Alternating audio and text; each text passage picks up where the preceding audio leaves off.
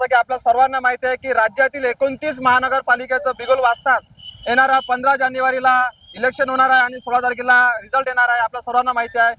या अमरावती जिल्ह्यातील सर्वात महत्त्वाचा चेहरा म्हणजे प्रभाग क्रमांक 10 मध्ये सर्वात दिग्गजामध्ये यशदादा बनसोड हा नवीन चेहरा समोर येताच आजच्या विरोधकांच्या कशा प्रकारे टक्कर देणार दादा, काय सांगाल? कशा प्रकारे रणनीती आणि कशा प्रकारे बाजी मारू शकते यशदादा? रणनीती तर म्हणजे पुढच्याचं डिपॉझिट जप्त होऊन जाईल. यश घरोघरी पोहोचलेला पोरगा आहे आणि सर्वांनी येतानाच आशीर्वाद दिलेला आहे. सर्व आमचे ज्येष्ठ नागरिक असतील, त्याचप्रमाणे युवा असतील, आमचे युवा सर्व आलेले आहे. त्याचप्रमाणे विद्यार्थी तसेच आमचे आया बहिणी आलेल्या आहेत, माझ्या सर्व बहिणी आलेल्या आहेत.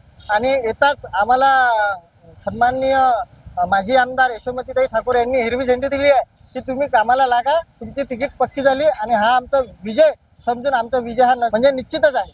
बिलकुल दादा, प्रश्न असा आहे की ज्या प्रकारे प्रभाग क्रमांक 10 मध्ये सर्वांचंच लक्ष लागून आहे, कशा प्रकारे बाजी मारू शकते आणि यश दादांचं कशा प्रकारे काम राहिलं मागील 5 वर्षामध्ये? माझं डिजिटल लायब्ररी गेल्या 5 वर्षापासून सुरू करण्यात आली आहे. त्याचे स्वच्छताचा प्रश्न असो किंवा स्मशानभूमीला कोणतं स्मशानभूमी नाव देण्यात यावे याचा प्रश्न आम्ही सध्या कंडिशनमध्ये आयुक्त मॅडमला निवेदन दिलेले आहे. तो प्रश्न निश्चितच मार्गी लागणार आहे. व बाकीचं जे समीकरण आहे एरियामधलं, तर सगळे युवा आणि माझ्या आई बहिणी सर्व आमच्या पाठीशी आहे. सगळे आमच्या पाठीशी आहे. काय सांगाल, कशा प्रकारे रणनीती आणि कशा प्रकारे तुम्ही सपोर्ट आहे? प्रचंड युवा आपल्या सोबत दिसतोय.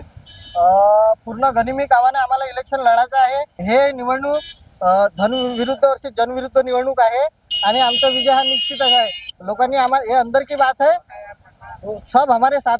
त्यांचं एकदम म्हणजे डिपॉझिट जप्त करून टाकू. निश्चितच हे होती प्रभाग क्रमांक 10 मधून यशदादा बनसोड आपल्या सोबत. जाणून घेऊया की प्रभाग क्रमांक 10 मध्ये कशा प्रकारे बाजू मारणार आहे.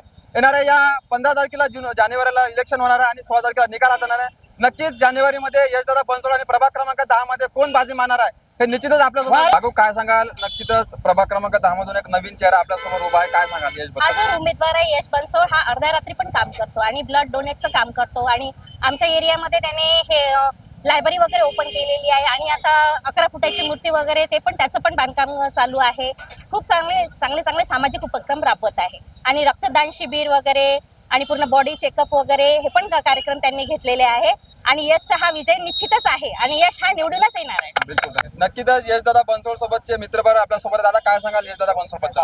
मी सर्वप्रथम प्रभाग क्रमांक 10 मधील एक रहिवासी असून यश बनसोड याचं अभिनंदन करतो की या युवा पिढीने आणि युवा सोचने जे आपली उमेदवारी दाखल केलेली आहे. जे मी पाहत आहे आतापर्यंत, जे नगरसेवकाचं इलेक्शन झालं, वाड्याचं झालं, प्रभागाचं झालं, नगराचा विकास त्या प्रकारे झाला नाही.